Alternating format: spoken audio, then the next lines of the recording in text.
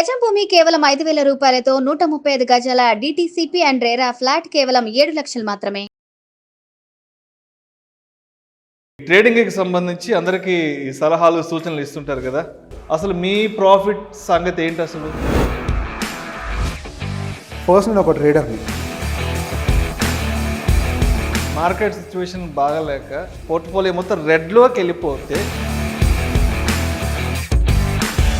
PNL స్టేట్మెంట్కి రంగులు వేసుకుంటూ కూర్చునేవాడిని కాదు. మీకు అవగాహన లేకపోవడం వల్ల ఈరోజు నా పోర్ట్ఫోలియోకి అలా నేను చేయలేకపోతే నేను ఎన్నడూ కూడా ఒక ట్రేడర్ లాగా నేను మిగలలేని మార్కెట్లో.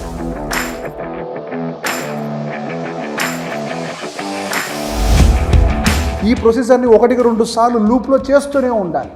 అండ్ ఒక సైకలాజికల్గా స్ట్రాంగ్గా స్ట్రెంగ్తన్గా లేనప్పుడు మార్కెట్ గురించి ట్రేడింగ్ గురించి ఇంత గొప్పగా చెప్పే రేవంత్ మరి ట్రేడింగ్లోకి వచ్చి బాగుపడ్డట్ట లేదంటే నాశనమైనట్ట? నేను ఒక రకంగా చెప్పాలి అని అంటే Revanth before a trader, after a trader.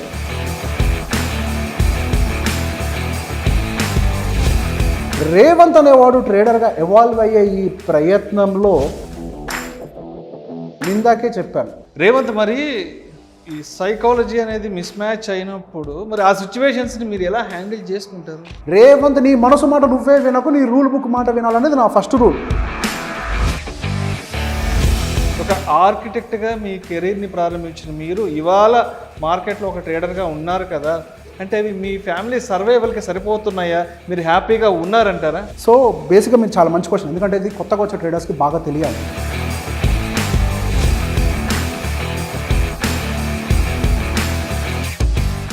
నమస్తే రేవంత్. నమస్తే అండి. రేవంత్, మీరు ఈ ట్రేడింగ్కి సంబంధించి అందరికీ ఈ సలహాలు సూచనలు ఇస్తుంటారు కదా, ట్రేడింగ్ అంటే ఇలా చేయాలి, ఈ స్ట్రాటజీ ఉపయోగించాలి, లేదంటే ఈ క్యాండిల్ స్టిక్ని ఇలా అర్థం చేసుకోవాలి అంటూ రకరకాల సలహాలు సూచనలు తెలియజేస్తుంటారు. అసలు మీ ప్రాఫిట్ సంగతి ఏంటి అసలు? సార్ బేసిక్గా నేనేమి ప్రతి నెల ప్రాఫిటబుల్గా ఉంటానని నేను చెప్పను. ఫస్ట్ నేను ఒక ట్రేడర్ని. నేనేమి జీరోదా అకౌంట్లో నా పిఎన్ఎల్ స్టేట్మెంట్కి రంగులు వేసుకుంటూ కూర్చునేవాడిని కాదు. ఎప్పుడు గ్రీన్లోనే ఉంటుంది, ప్రతి నెల ప్రాఫిట్స్లోనే ఉంటుంది అని చెప్పడానికి. ఒక 2-3 నెలలు కంటిన్యూస్గా మంచి ప్రాఫిట్స్లో ఉన్న తర్వాత మేబీ మళ్ళీ 1-2 మంత్స్ న్యూట్రల్గా కానీ కొంత లాస్లో కానీ క్లోజ్ అవుతూనే ఉంటుంది. మళ్ళీ ఒక నెల ప్రాఫిట్స్ వస్తుంది. బట్ యావరేజ్గా మాత్రం నేను ఒక విషయం గట్టిగా చెప్తాను, యావరేజ్గా నా యాన్యువల్ సిఏజిఆర్ మాత్రం ఖచ్చితంగా 60-70% అయితే మెయింటైన్ చేసే ప్రయత్నం చేస్తాను. అంటే 5% రిటర్న్స్ నుంచి ఒక 6% రిటర్న్స్ యావరేజ్గా మంత్లీ వచ్చే ప్రయత్నం అయితే చేస్తాను. అంటే ఎవ్రీ మంత్ అని కాదు, ఐఎమ్ టెల్లింగ్ యావరేజ్. ఒక నెల 10 రావచ్చు, ఒక నెల 7 రావచ్చు. బట్ ఫ్యూ మంత్స్ మాత్రం డెఫినెట్గా రెడ్లోనే అకౌంట్స్ అనేవి క్లోజ్ అవుతూనే ఉంటాయి.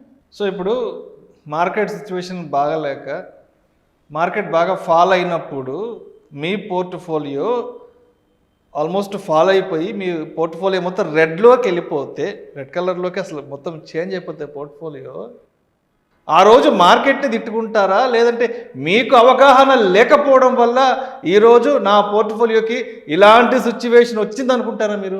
సార్ మార్కెట్ ఎప్పుడు అన్సర్టన్గానే ఉంటుంది. మార్కెట్ని ఒక బ్యాటిల్ ఫీల్డ్తో పోలుస్తూ ఉంటారు. Trading is like a warfare అంటూ ఉంటారు.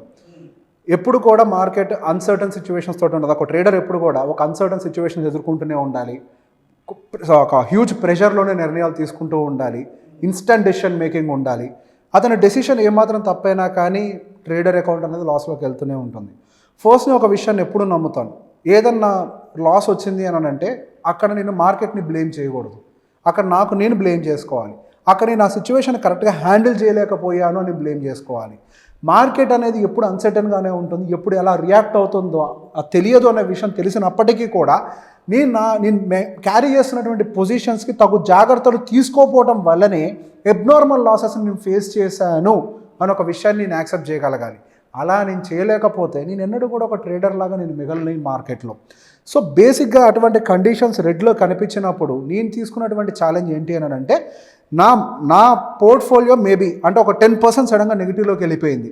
బట్ నేను తీసుకున్నటువంటి జాగ్రత్తల వల్ల దాన్ని నేను నా ఫైర్ ఫైటింగ్ సిస్టమ్ తోటి, నా ఫైర్ ఫైటింగ్ స్ట్రాటజీ తోటి, నా బ్యాలెన్స్డ్ సైకలాజికల్ కండిషన్స్ తోటి ఎంతవరకు ద సేమ్ డే నేను దాన్ని బ్యాలెన్స్ చేయగలిగాను. అట్లీస్ట్ ఒక 2% లాస్ తీసుకొచ్చి ఆపగలిగానా? సో నేను 100% గ్రీన్లోకి తీసుకొస్తే నేను విన్నట్టుగా కన్సిడర్ చేయను. ఒక 10% లాస్లోకి వెళ్ళిపోతున్నటువంటి కండిషన్ని అట్లీస్ట్ ఒక 2% దాకా తీసుకొచ్చి ఆపగలిగినా కానీ నేను ఒక విన్నర్గానే నేను డిసైడ్ చేసుకుంటాను. ఎందుకు? ఆ రోజు యాక్చువల్గా 10% లాస్లో క్లోజ్ అవ్వాలి, but I fighted against all odds. Market నాకు వ్యతిరేకంగా నా వ్యూకి అగెయిన్స్ట్గా మూవ్ అవుతున్నప్పటికీ కూడా నేను ఆ టైంలో నేను ఒక ట్రేడర్ని, నేను ఎటువంటి కండిషన్లో అయినా సరే నేను ఫైట్ చేయడానికి రెడీగా ఉండాలి. మార్కెట్ నా మీద ఇట్లాంటి ఒక అంబుష్ అంటే ఒక సడన్ అటాక్ చేస్తూనే ఉంటుంది, నేను సిద్ధంగా ఉండాలి అనుకుని నాకు నేను ధైర్యం చెప్పుకొని నేను ముందరికి వెళ్ళే ప్రయత్నం మాత్రమే నేను ఎప్పుడు చేస్తూ ఉంటాను. దీనికి సంబంధించి సైకాలజీ ఆఫ్ బుక్లో పర్టికులర్గా ఒక మాట చెప్తారు, ఒక స్ట్రాటజీ గురించి డిస్కస్ చేస్తారు. ఓడా అని అంటారు, బేసిక్గా OODA, ఓడా లూప్ అని అంటాం. బేసిక్గా ఓడా లూప్ అనేది ట్రేడర్స్ కంటే కూడా యాక్చువల్గా that is designed for a war field. అంటే ఒక ఫైర్ ఫైటర్స్ తెలుసు కదా అంటే జెట్ ఫైటర్ పైలట్స్ అనేవాళ్ళు ఈ ఓడా లూప్ని ఎక్కువగా ఫాలో అవుతుంటారు. బేసిక్గా US స్ట్రాటజీ అనమాట అది. తర్వాత ఈ ఫైర్ ఫైటర్స్ ఈ జెట్ ఫైటర్స్ అందరూ కూడా దాన్ని ఫాలో అయ్యే ప్రయత్నం చేస్తూ ఉంటారు. OODA అంటే observe, orient, decide and act. Loop again ఆ ప్రొసీజర్ని కంటిన్యూస్గా చేస్తూనే ఉండాలి. ఒక జెట్ ఫైటర్కి సిచ్యువేషన్ ఎంత క్రిటికల్గా ఇన్స్టెంట్ డెసిషన్ మేకింగ్ చేయాల్సిన అవసరం ఉంటుందో ఒక ట్రేడర్ కూడా నిరంతరం అటువంటి సిచ్యువేషన్స్లోనే ఉంటారు. ఒక ఫ్లైటర్ జెట్ అనేది గాల్లోకి ఎగిరిన తర్వాత దానికి అన్సర్టన్ సిచ్యువేషన్స్ అనేవి ఎప్పుడు ఎదురవుతూనే ఉంటాయి. దానికి వస్తున్నటువంటి ఇన్ఫర్మేషన్ కరెక్ట్గా ప్రాసెస్ చేస్తూనే ఉండాలి. వాళ్ళు దానికి తగ్గట్టుగా ఒక మంచి డెసిషన్ తీసుకుంటూనే ఉండాలి. వాళ్ళు దాన్ని ఇలా యాక్ట్ చేయాలి. వాళ్ళు యాక్ట్ చేసిన తర్వాత వాళ్ళకు వచ్చేటువంటి రియాక్షన్స్లో వాళ్ళు తప్పించుకోవడానికి కూడా టైం ఉండదు. ఇన్ఫ్యాక్ట్ ఒక్క చిన్న తప్పు వాళ్ళు తప్పించుకోలేని పరిస్థితుల్లో ఉన్నా కానీ వాళ్ళ ప్రాణం గాల్లో కలిసిపోవాల్సిందే, కానీ వాళ్ళు తప్పించుకునే స్కోప్ ఉండదు. ఇన్ఫ్యాక్ట్ ట్రేడింగ్ కూడా ఒక రకంగా అటువంటిదే. మీకు వస్తున్నటువంటి మీ చుట్టూ జరుగుతున్నటువంటి సిచ్యువేషన్స్ మీరు ఫస్ట్ అబ్జర్వ్ చేయాలి. తర్వాత మీకు వస్తున్నటువంటి ఇన్ఫర్మేషన్ వాటన్నిటిని కరెక్ట్గా అనలైజ్ చేయగలగాలి. దాన్ని ఓరియంటేషన్ అంటాం. ఆ తర్వాత దానికి తగ్గట్టుగా మీరు ఒక మంచి డెసిషన్ తీసుకోవాలి. ఆ తీసుకున్న డెసిషన్ ఇన్స్టెంట్గా యాక్ట్ చేయాలి. ఈ ప్రొసీజర్ అంతా కూడా ఇన్ఫ్యాక్ట్ నేను చెప్పినంత సమయం కూడా ఉండదు. మీరు ఇదంతా కూడా వితిన్ సెకండ్స్లో మీరు దానికి రియాక్ట్ అయిపోవాలి. ఈ ప్రొసీజర్ అంతా వితిన్ సెకండ్స్లో చేయాలి. ఈ ప్రొసీజర్ని 1-2 సార్లు లూప్లో చేస్తూనే ఉండాలి. అండ్ ఒక సైకలాజికల్గా స్ట్రాంగ్గా స్ట్రెంగ్తన్గా లేనప్పుడు ఈ ఓడా అనే ప్రొసీజర్ని ఎవరు స్ట్రాంగ్గా ఇంప్లిమెంట్ చేయలేరు. ట్రేడింగ్కి సంబంధించి ఎప్పుడు కూడా 3 పిల్లర్స్ ఉంటాయి. Number 1 technology, number 2 strategy and number 3 ఈ సైకాలజీ. ఈ మూడిట్లో ఏ ఒక్క పిల్లర్ లేకపోయినా ట్రేడర్ ఖచ్చితంగా ఫెయిల్ అవుతాడు. బేసిక్గా టెక్నాలజీ అని అంటే ఇండికేటర్స్ అవ్వచ్చు, మనకి అవైలబుల్ ఉన్న డేటా గ్యాదరింగ్ టూల్స్ అయి ఉండొచ్చు, లేదా మనం యూజ్ చేస్తున్నటువంటి స్ట్రాటజీస్ అయి ఉండొచ్చు. రెండింటికి కూడా డ్రైవింగ్ ఫోర్స్ అనేది సైకాలజీ. మీరు ఈ 2 ఎంత బాగా నేర్చుకున్నా మీకు ఈ రెండింటిని ప్రాపర్గా ఇంప్లిమెంట్ చేయగలిగింది మీ సైకాలజీని.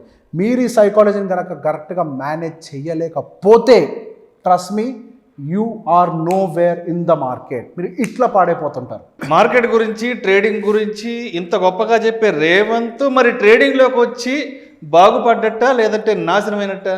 మంచి క్వశ్చన్ అండి సార్. ఇక్కడ నేను ఒక రకంగా చెప్పాలి అని అంటే Revanth before a trader, after a trader 2 different చాప్టర్స్గా ఎవాల్వ్ అయ్యాడు. నేను బయట ఇంతకుముందు నేను ఒక ఆర్కిటెక్ట్గా వర్క్ చేస్తున్నప్పుడు నాకు సిచ్యువేషన్స్ ఏవైనా ఎన్కౌంటర్ అయినప్పుడు వాటికి రియాక్ట్ అవ్వడానికి చాలా టైం ఉండేది.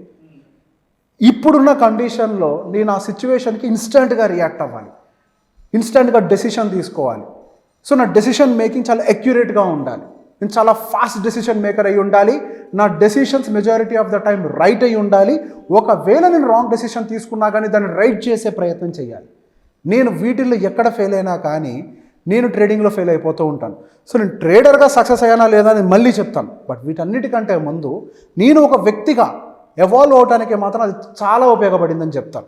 Instant decision making, stress handling, emotion management, వీటన్నిటికీ అండ్ సబ్జెక్ట్ని నేర్చుకునే విషయంలో ఒక ట్రేడర్ అనేవాడు జస్ట్ దానికి సంబంధించిన సబ్జెక్ట్నే కాకుండా మనం macro level economics, micro level economics and climatic conditions, geopolitical situations, local political situations, corporate activities, corporate politics, corporate numbers, వాళ్ళ యొక్క బిజినెస్ అనాలిసిస్, ఇన్ని సబ్జెక్ట్స్ని నేర్చుకునే విషయంలో మాత్రం డెఫినెట్గా నేను ఒక వ్యక్తిగా మాత్రం ఎవాల్వ్ అవుతూ వచ్చాను.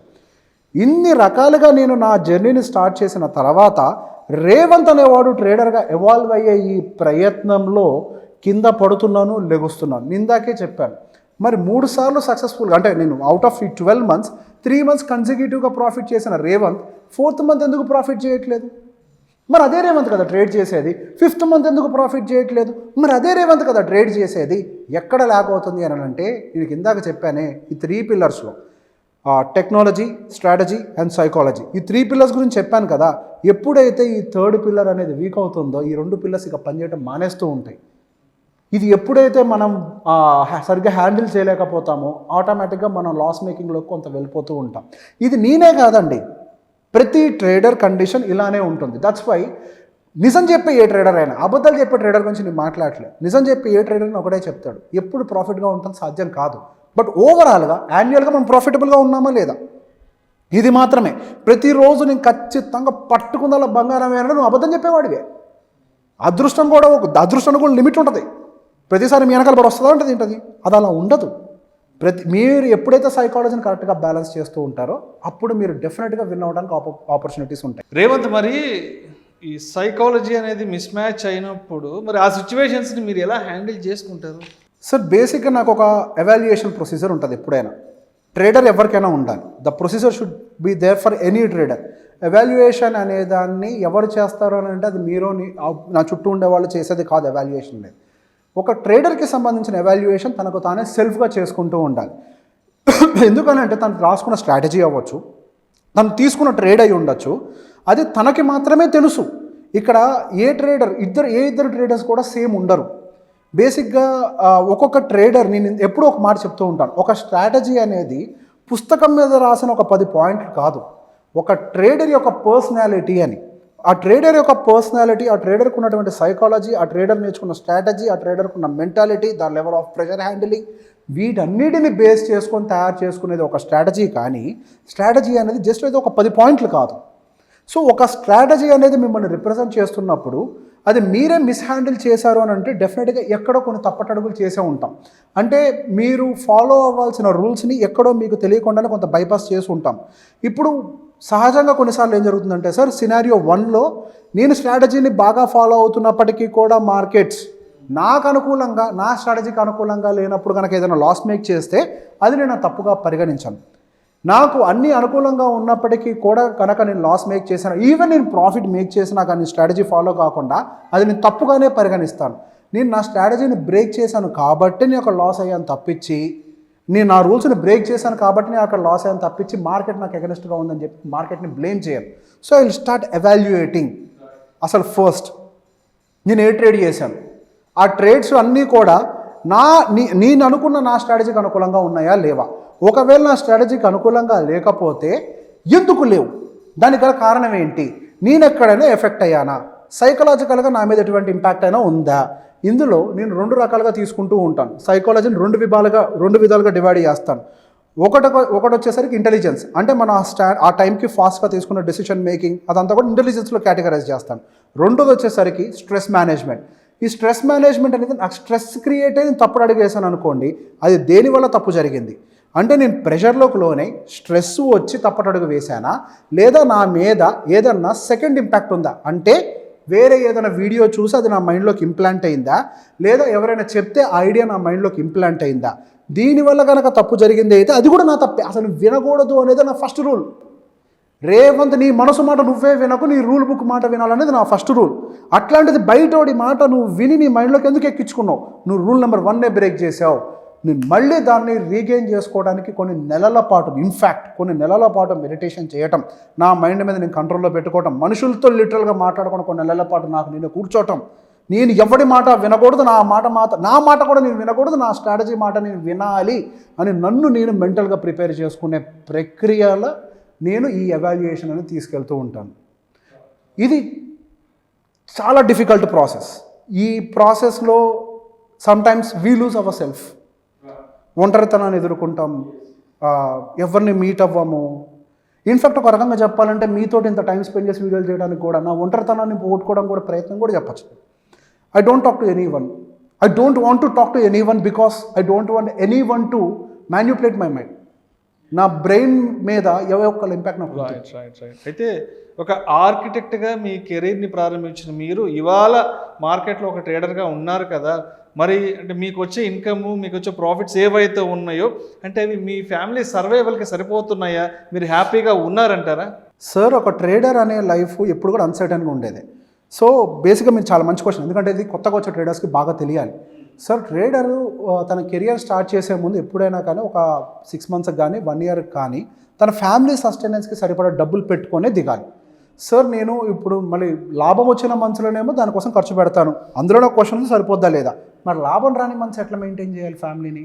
That's a big question.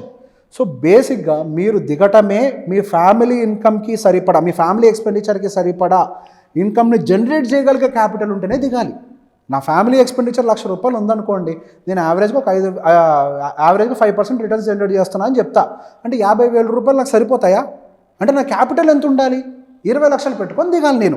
So మీరు క్యాపిటల్ అప్రోప్రియేట్గా ప్లాన్ చేసుకొని దిగితేనే మీ ఎక్స్పెండిచర్ మీట్ కాగలుగుతారు. ఇన్కమ్ రానప్పుడు నేను ఏం చెప్పాను, వచ్చే నెలలో 10%, 8% అట్లా వస్తుంది, ఎక్స్ట్రా ఇన్కమ్ వస్తుంది. అదంతా కూడా ఎప్పుడు నేను సెక్యూర్ చేసి పెట్టుకుంటా. రాని నెలల్లో నేను టెన్షన్ పడకుండా డబ్బులు వాడటానికి ఎప్పుడు రెడీగా ఉండాలి. సో ఒక ట్రేడర్ ఎప్పుడు కూడా రాబోతున్నటువంటి అన్సర్టినిటీని ముందుగానే ప్రిడిక్ట్ చేసి తనకి కావాల్సిన ఫండ్స్ని రెడీగా పెట్టుకొని ఉండాలి. అట్లా కనుక లేకపోతే మీ ట్రేడింగ్ సైకాలజీ మీద మీ ఫ్యామిలీ యొక్క ఎక్స్పెండిచర్ ఎప్పుడూ ఉంటుంది. ఈ నెల నేను ఖచ్చితంగా 1,00,000 తీయాలి, 1,00,000 తీయకపోతే నాకు నెలకు ఖర్చులు రావు. సో మీరు ఎంతసేపు 1,00,000 తీసే ప్రయత్నం చేస్తారు తప్పించి మీరు ట్రేడింగ్ చేయరు. ట్రేడర్ పని డబ్బులు సంపాదించడం కాదు, ట్రేడ్ చేయటం. మీరు ట్రేడ్ చేసే ప్రక్రియలో మీకు డబ్బులు రావాలి తప్పించి మీరు డబ్బుల కోసం ట్రేడ్ చేస్తే మీకు డబ్బులు రావు. ఈ మార్కెట్లో ప్రతి ఒక్క డబ్బులు వెనకాల పడతాడు. సార్, లక్ష్మీదేవి ఎవరైతే ఆవిడ వెనకాల పడతారో వాళ్ళని వరించదు. ఎవరైతే పని వెనకాల పడతారో, ఎవరైతే సరస్వతి వెనకాల పడతారో లక్ష్మీదేవి వాన వెనకాల పడుతుంది. ఇదే నిజం.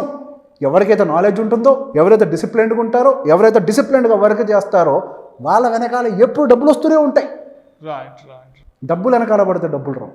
Thank you so much Revanth. మీ ట్రేడింగ్ ప్రయాణం గురించి, మీ ట్రేడింగ్లో మీరు హ్యాపీగా ఉన్నారా లేదా, పబ్లిక్కి మీరు ఇచ్చే సలహాలు సూచనలు ఎంతవరకు ఉపయోగపడతాయి, ఇలాంటి అన్ని రకాల అంశాల గురించి ఈ వీడియో ద్వారా మీ అభిప్రాయాన్ని మనకు తెలియజేస్తారు. Thank you so much Revanth. Thank you.